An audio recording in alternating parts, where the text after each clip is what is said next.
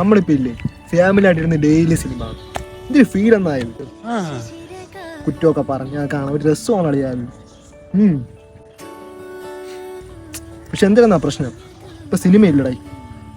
അതൊക്കെ സിനിമ അറിയാമോ ഫാമിലി ആയിട്ടൊക്കെ ഇരുന്ന് കാണാൻ പറ്റിയ ഒരു കിടിലം പടമുണ്ട്, ചുരുളി. ഫാമിലി മൂവിയാണ്. എന്താടാ?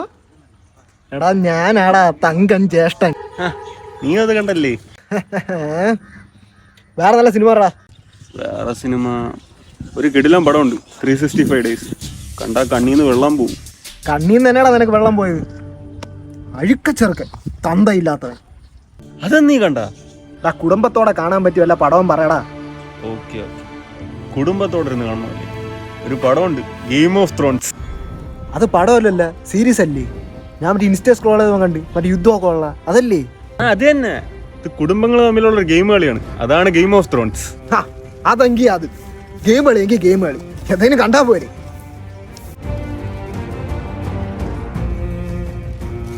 ഹലോ, എങ്ങനെ ഉണ്ട് സിനിമ?